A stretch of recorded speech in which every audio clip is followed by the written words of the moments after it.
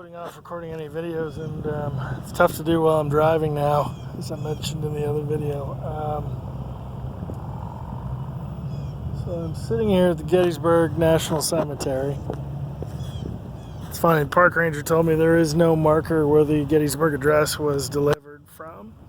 And while that's kinda true, there's actually two markers.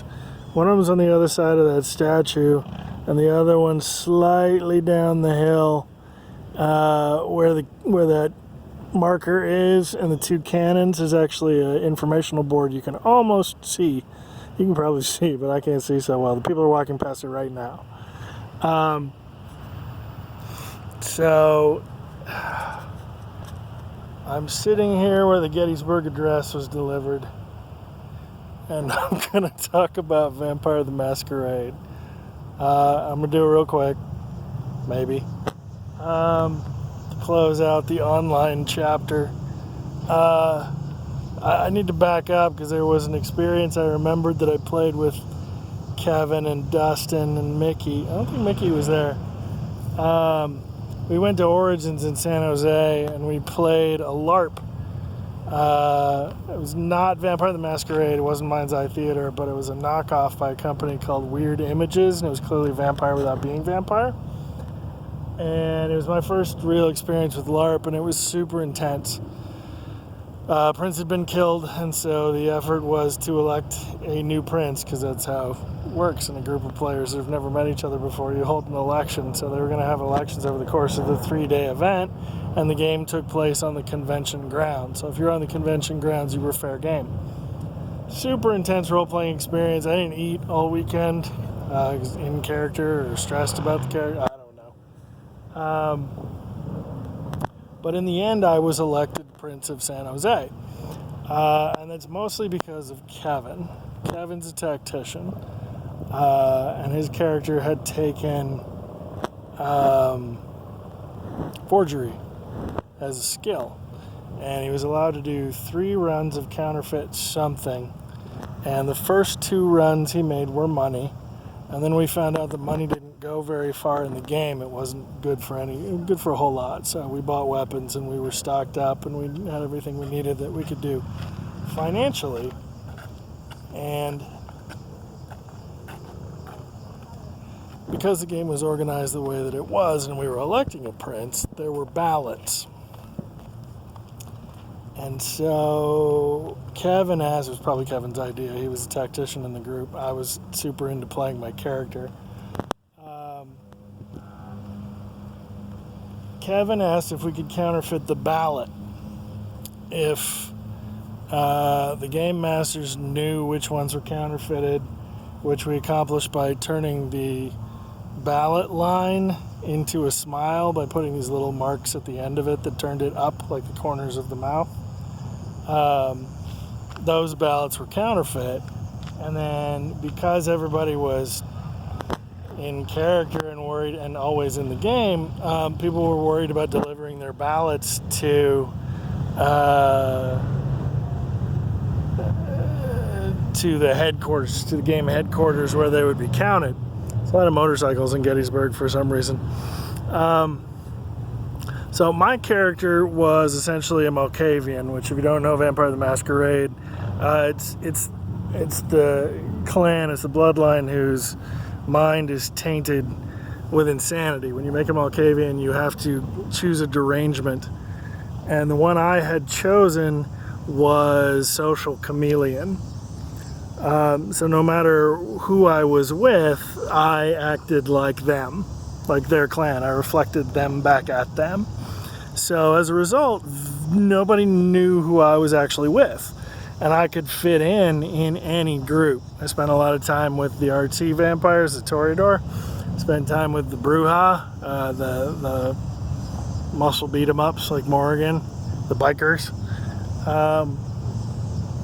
So I was playing a very social game, going from group to group and talking to all the groups. And Kevin was playing a very strategic game, engineering ballots behind the scenes, and he and Dustin were working their own version, and Dustin was trying to get into fights because he was playing a Bruja.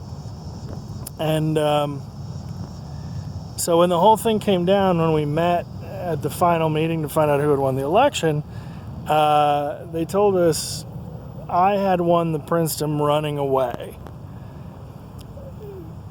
Because even after, there were a lot of strategies in play. We got people to let us deliver the ballots for them because they were scared of walking that hallway where the game masters were, because that was the easiest choke point to take somebody out.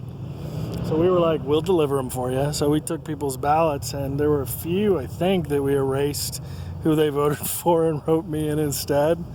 But they told us even after they had discounted all of the counterfeited ballots, I had twice as many votes as my next competitor. And if I remember right, I wrote it all down somewhere on a early 90s Brother word processor. I might still have a copy of it somewhere. I wrote it as my character's journal. His name was Scaramouche, and he didn't have a real name. He had lost his own identity.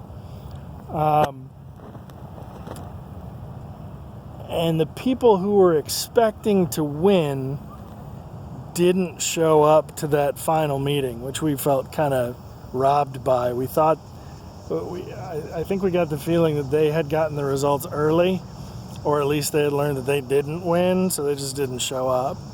So we had that final meeting. We got a round of applause for me getting the princedom, and then I let everybody in on the fact that my character was bloodbound to Kevin's character, so he was actually the power, because we had done that to make sure that we couldn't get bloodbound to anybody outside of our group. Nobody could trick us into it. So it was a defensive measure that ended up working in Kevin's favor, and that my character would have been very upset about going forward. But everybody loved that twist at the end, finding out who was actually the power behind the throne and how the story... It was a cool story. It worked out really well. Super positive experience with LARP. Then we fast forward to my only experience in Bakersfield with LARP, which was... It was actually the Mind's Eye Theater Vampire the Masquerade, and I forget who I took with me, but the game was held at Bakersfield College, and there were close to 100 players, somewhere between 50 and 100. I thought it was closer to 100, and I didn't have anybody I was LARPing with at the time, so I made a Ravnos. This is worth mentioning. When I was playing online, I created a Sabbat character so that I could play with the Sabbat players who wanted to play with me, but that I couldn't play my Camarilla Prince with. And his name was Joseph, and he ran a pack called the Tarot, which was limited to 22 members, and every member of the Tarot had a card assigned to them. And Joseph is a Ravnos, and the Ravnos are the Gypsy clan, and they can create illusions. So Joseph referred to himself as the magician, and I really enjoyed playing Joseph. In the Sabbat, he's Ravnos Antitribu, which is the opposite of what your tribe is doing. But when I played him LARP in Bakersfield, he was straight normal Ravnos. And the game they were running was that the Sabbat had recently taken over Bakersfield. And you could argue that one. I never found it all that plausible that the Sabbat would be able to take Bakersfield. And they wanted to entomb an enemy of the sect beneath the seal outside the Bakersfield College library to consecrate their claim to the city. And so the game they were running was you had to go out and find and capture something that was an enemy of the sect to serve as that sacrifice. Except there were like 70 to 100 players, and so there was a big group of guys who were they looked like the Legion of Doom from professional wrestling, aka the Road Warriors from their WCW days, Hawk and Animal. These spiked football pads and face paint, and they all went, well, we're going to drive up to Lake Isabella and capture a werewolf. And remember that my only real experience with LARP was actually doing it. was that 3 days of being in the convention area and being all over that and actually having to go talk to the people you wanted to talk to, because everything and everybody in the game was a player character. But in this case, they went, okay, we're going to drive up to Lake Isabella and capture a werewolf. And I'm going, well, how does that work? And all that happened was the storyteller said, okay, everybody that's going to go do that, go stand over there and we'll be with you in a minute. And that was how the entire game went. There was nothing to engage all of the players.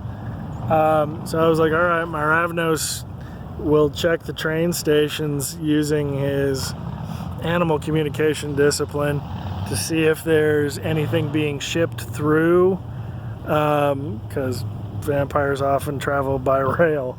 So I was like, I had nothing. I don't know anybody. I don't know where to go. And so I made one check.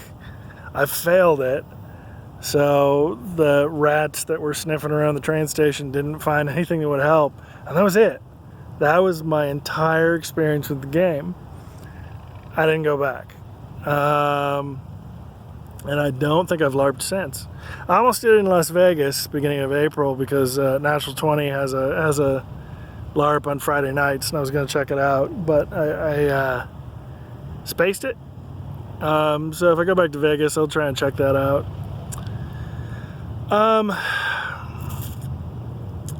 So then I need to discuss how I left the White Wolf chat. Oh, there was one more story I wanted to tell. Friend of mine asked me if I was watching a show on a pay cable channel that was vampiric in nature. We'll call the pay cable channel BOH. And let's call the show Blue Trud. And let's add the word allegedly to the entire story, just for fun. And so a friend who had played with me in the online game on White Wolf servers asked me if I had been watching the show. And I went, no. And they were about 2/3 of the way through the first season, or the beginning of the second. I'm not sure which. I don't remember. And they told me, you better watch that show. And so I started watching it. And Morgan was created, the first concept I used to create Morgan, I think I mentioned in the other video, was I wanted somebody that would be taller than me. And I'm 6'5". So Morgan was created to be 6'8", so that everybody would look up. And that was it. That was the prime characteristic I built Morgan around. And then I made him a Celtic warrior. I thought about making him a Viking and decided that was cliche. So I made him Celtic, which is where the name Morgan came from. Then he was a vampiric law enforcement officer because he was an Archon for Justicar Petrodon. Told you that before. And then when he became prince, he became owner of Shadow's Bar. So keep all that in mind. He's also only got one eye, but it's not the most attractive because it was a flaw that I took in character creation that got me a couple extra points. So I start watching Blue Trud, and the breakout character of that show is a 6'8" Viking warlord who's a vampire law enforcement officer who owns a vampire bar. And so with every episode I watched, I'm going, that's my character. I don't know how I know that or how I'm so sure, but I know. And I wasn't positive until they hit this character's origin story. I think it was early in the second season. And then they did that, and I was like, oh my God, that's my character. And I know how conspiracy theorist it seems, but I played Morgan with everybody in that chat. And it occurred to me, and his story was open to anybody who would ask. And I played with a lot of people. So it occurred to me that Blue Trud is based on a series of books, and the author of those books is a woman by the name of Harlane Charis. Let's go with that. And it occurred to me that she might very well have been a player or a lurker in the White Wolf chat, because there were a whole lot of people writing, and some people's writing styles were very floral, and people were flexing those muscles and just working out that creative impulse. But I wasn't positive until other players from the chat, it's not mine, it was White Wolf's, started contacting me going, have you seen your character on that show? Because I've seen my character on that show. And the one I remember specifically was an actress who was running down a road, premiere episode of like season 5, and she turned out to be Fae, a fairy, a maenad, something like that. And a player contacted me and went, I wrote that story. That's the scene I wrote in the chat. And so I stopped watching that show because you can't prove it. What am I going to do? Lean on Harlane Charis and go, we know that your stuff came from our chat and that most of it's stolen and that you sold your material to BOH off of our work? That's not going to go anywhere. Best you're going to do is a threat that feels like blackmail. But it's fun to note, I went back to the White Wolf chat some years later because they had instituted the Java server, as I mentioned before, and there were all these separate rooms, and you could create rooms as you saw fit to fit whatever you, and they could be public, they could be private. It was a vastly superior way to run the online chat to what we were doing in the HTML rooms. You also couldn't unify anything, so you couldn't find the prints, you couldn't talk to the prints, you couldn't involve the prints in your story if they didn't want to play it. So I loved what they had done, but I wasn't really part of it anymore. And then White Wolf announced that they were going to shut it down. And I shit you not, less than a month later, Harlane Charis put out a public statement that the next novel in her series would be the last. I was like, no shit. It's because you don't have any material you can steal anymore. And if you know who I'm talking about, you can go back and verify that calendar. You can look at when White Wolf shut down. I'm sure you can contact the sysop was a guy named Conrad, if I remember right. There were a couple there, but Conrad was the guy that Gina talked to the most. You could talk to him about when they shut it down. You could get that date, and you could check Harlane Charis's not PSAs, her press releases as to when she shut down her series of novels, and you'll see a correlation.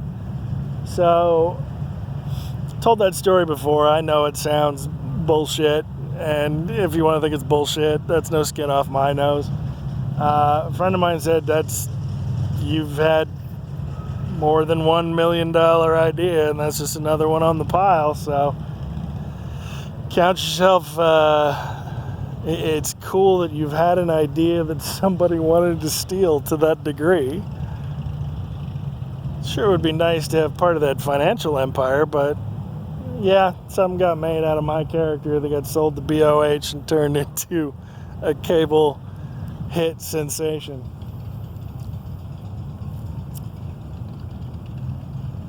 I just wanted to be done because there was a stress to running the chat. Like that guy John from Chicago who involved Alex's baby pictures in his story. There was all, and the criticism that I couldn't tell the difference between player and character, and I didn't want to play stories where my character was actually at risk, and it's so unfair what we did to the Sabat players with the the environment that we designed being attacked with a story to drive the Sabbat out, and the trial wasn't fair. You could never actually... And we tried to tell them, look, in the reality of the World of Darkness, the Camarilla, it's way better to have risked the masquerade to drive the Sabbat out than to lose the city and know that the Sabbat is breaking the masquerade with impunity. We're like, yeah, the Camarilla would take that. You'd get a not guilty plea because you may have broken the masquerade in the short term or risked it. But in the overall grand scheme of things, you kept the city and you can repair it.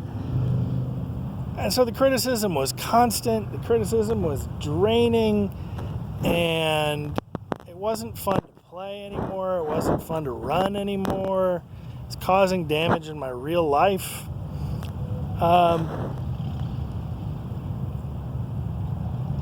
I just want it out. I wish the motorcycle sounds would go away, because there was lulls between them and now they seem constant. So I was going to pass it off to Gina and play it through to move rulership of the city from Morgan to Claire, but Gina didn't want it. Gina said, if you're leaving, I'm leaving. And so I went, all right, well then Morgan's going to quit. And she went, okay, then Claire's going to quit Triton too. Her character, she can do whatever she wants with it. So we called a meeting of all the players of the current Primogen at that point, and Morgan doesn't like clothes, so he walked into that meeting wearing jeans and that's it. No boots, no shirt, nothing. Because he was going back to who he was. And in the reality of the character, he would have done it a little differently than this, but he walked in and Morgan went, I've never not been an Archon. I'm handing your city back to you. We put it back in order. Hold on to it. And Claire dropped the mic and the two of them walked out. I heard that pissed off everybody, that Morgan went from this figure of unifying the city and what a prince could and should be to being loathed and reviled universally, and I was just like, okay, I'm out. I don't do this anymore. And I walked away from the World of Darkness. I love that environment. I think there's lots of nooks and crannies to it. I know Vampire the best, but Vampire is not the one that I love the best. I like Mage the best. And so we'll go into talking about Mage from here in the next video. I'm fascinated by Mage. I love that game. Werewolf's okay. I love Wraith, but it's very hard to play and very hard to run. I have no connection to Changeling. It doesn't make sense to me because its goal is to remain happy. And I understand wanting to do something happy within the bleak world of darkness. And then they published Hunter. So originally there were 5 games: Vampire, Werewolf, Mage, Wraith, and Changeling. And then they went, let's turn it upside down, and they published Hunter. So from here, we're going to talk about the other World of Darkness, particularly Mage. And then we're going to talk about Hunter, because it goes back to, it connects to my love of monster hunting games and the Chill campaign that we were playing with the Comedy Sports folks when I was in college. So that'll close out the Vampire Online chapter and open up what's next. Peace.